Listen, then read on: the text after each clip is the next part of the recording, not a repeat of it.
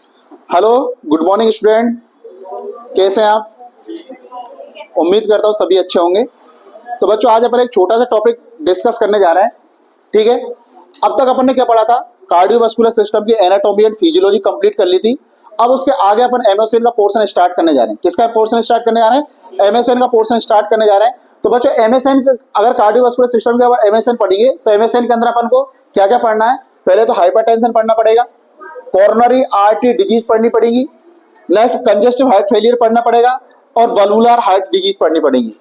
तो ये सब चीजें अपन को किसके अंदर पढ़ेंगे एमएसएन के पार्ट के अंदर। ठीक है, अब एक एक की डेफिनेशन के बारे में अपन जो चार अपन लिखे इनके डेफिनेशन के बारे में थोड़ा पढ़ लेते हैं। तो सबसे पहले देखो, अपन पढ़ते हैं क्या? हाइपरटेंशन। हाइपरटेंशन होता क्या है? अगर किसी व्यक्ति का हाइपरटेंशन को अगर डिफाइन करें तो लिखा है hypertension is defined as persistent, persistent मतलब लगातार, persistent elevation of BP more than कितना? 140/90 mm ऑफ एजी।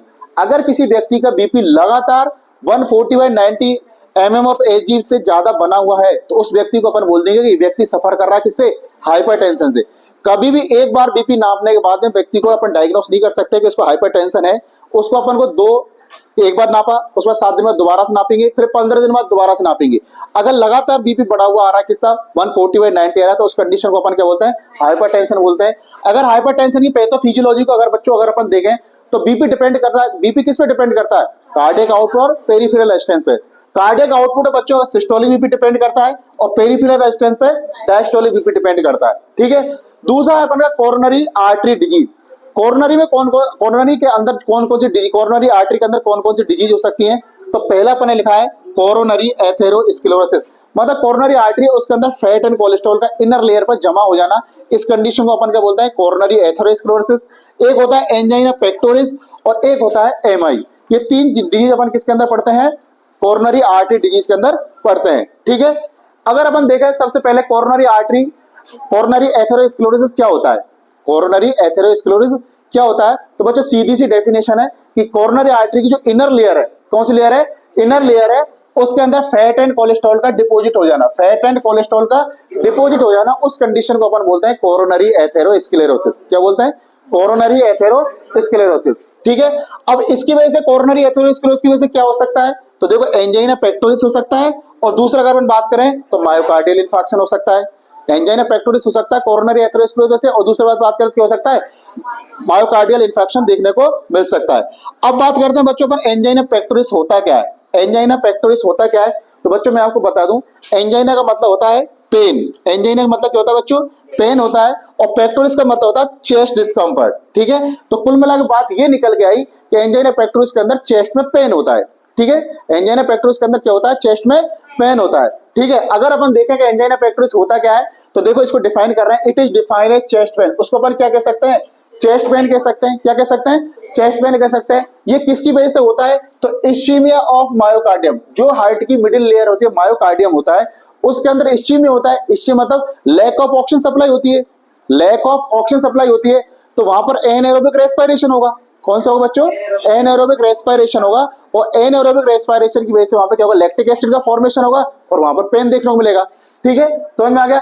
अगर क्वेश्चन ये पूछेगा मोस्ट कॉमन कॉज क्या होता है एंजाइना पेक्टोरिस का, तो बच्चों आपको बताना है कि कोरोनरी एथेरोस्क्लेरोसिस, की कोरोनरी जो आर्टरी है उसके अंदर एथेरोस्क्लेरोसिस हो गया, मतलब फैट और कोलेस्ट्रॉल का जमा हो गया, उसकी वजह से मोस्ट कॉमन कॉज देखने को मिलता है। दूसरी बात करते हैं बच्चों एमआई, कि मायोकार्डियल इंफार्क्शन क्या होता है? मायोकार्डियल इंफार्क्शन क्या होता है जिसे अपन हार्ट अटैक के नाम से भी जानते हैं। ठीक है, पहली चीज बच्चों आपको याद रखनी है कि जो एमआई है ना, लाइफ थ्रेटनिंग कंडीशन होती है। लाइफ थ्रेटनिंग कंडीशन होती है, मतलब ऐसी कंडीशन होती है जिसमें व्यक्ति की जान जा सकती है। कैसी कंडीशन होती है? जिसमें व्यक्ति की जान जा सकती है। अगर इसके कैरेक्टरिस्टिक्स को अगर अपन देखें, इसमें क्या देखने को मिलता है? तो बच्चों इंफार्क्शन देखने को मिलता है मायोकार्डियम के अंदर। इंफार्क्शन का मतलब क्या होता है? इंफार्क्शन का मतलब होता है बच्चों लार्ज नंबर में मायोकार्डियम की सेल्स का नेक्रोसिस हो जाना, उस कंडीशन को अपन क्या बोलते हैं? इंफार्क्शन। तो अपन ने क्या लिखा है? इंफार्क्शन होता है किसके अंदर? लार्ज नंबर सेल डेथ हो जाती है, कहां पर? मायोकार्डियम के अंदर। कहां पर हो जाती है? मायोकार्डियम के अंदर। ठीक है, अब इसमें क्या होता है? ये होता किसकी वजह से? तो इसका रीजन क्या है? तो मैंने क्या बोला? Permanent blockage. परमानेंट ब्लॉकेज होता है किसके अंदर? कोरोनरी आर्टरी के अंदर। परमानेंट ब्लॉकेज होता है किसके अंदर? कोरोनरी आर्टरी के अंदर, किसी थ्रोम्बस के द्वारा, किसी थ्रोम्बस के द्वारा परमानेंट ब्लॉकेज होता है कोरोनरी आर्टरी के अंदर, इसकी वजह से क्या होता है, एमआई होता है। क्या होता है, एमआई होता है। अगर क्वेश्चन पूछ ले कि मोस्ट कॉमन कॉज क्या है एमआई का, एग्जाम में क्वेश्चन आया हुआ है कि मोस्ट कॉमन कॉज क्या है एमआई का, मायोकार्डियल इंफार्क्शन का, तो बच्चों आपको बनाना है कि थ्रोम्बस इन कोरोनरी आर्टरी, कोरोनरी आर्टरी के अंदर थ्रोम्बस का फॉर्मेशन हो जाना। ठीक है। नेक्स्ट अगर अपन बात करें कि अगर अपन देखें किसी पेशेंट को थ्रोम्बस हुआ है, उसकी प्रोग्नोसिस किस कंडीशन पे डिपेंड करती है, किस बात पे डिपेंड करती है, तो बच्चों आपको याद रखना होगा ये दो बातों पर डिपेंड करती है। पहला कि अगर एमआई हुआ है वो कहां पर हुआ है। ठीक है, पहला तो क्या है, लोकेशन ऑफ थ्रोम्बस, ये थ्रोम्बस कहां पर अटका है जिसकी वजह से एमआई हुआ है, और दूसरा क्या है, साइज ऑफ थ्रोम्बस, जो थ्रोम्बस है उसका साइज क्या है। ठीक है, अगर ज्यादा बड़ा थ्रोम्बस होगा तो उसको डिसॉल्व करने में ज्यादा टाइम लगेगा, छोटा थ्रोम्बस होगा तो जल्दी से उसको अपन ट्रीट कर सकते हैं। ठीक है, और लास्ट लिखा अपने कंजेस्टिव हार्ट फेलियर।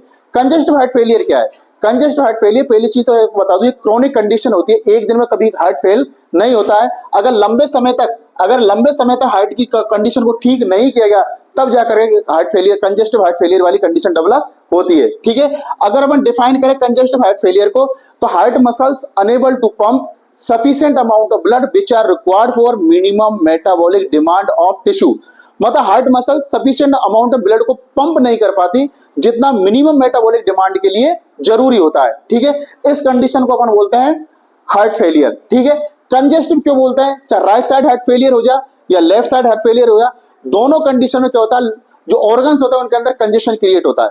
अगर मैं लेफ्ट साइड हार्ट फेलियर की बात करूं, तो उससे कंजेशन होता है लंग्स के अंदर, और राइट साइड हार्ट फेलियर की बात करूं तो बच्चों की उससे कंजेशन होता है कहां पर, बॉडी के अंदर, तो इसलिए इसको कंजेस्टिव हार्ट फेलियर कहा जाता है। ठीक है, अगर इसका एक क्राइटेरिया होता है उसे इजेक्शन फ्रैक्शन कहा जाता है, जिसका सूत्र है स्ट्रोक वॉल्यूम बटे एंड डायस्टोलिक वॉल्यूम इनटू 100, जिसकी नॉर्मल वैल्यू होती है 55 से लेकर के 65%। अगर इससे कम आ रहा है तो कंजेस्टिव हार्ट फेलियर को इंडिकेट करता है। तो बच्चों छोटा सा टॉपिक था, अपन ने इसके बारे में डिस्कस किया है कि आज क्या है, ये सारी डेफिनेशन आप लोगों को बता दी गई है। ठीक है, तो मैं आप लोगों से यही कहना चाहता हूं, आप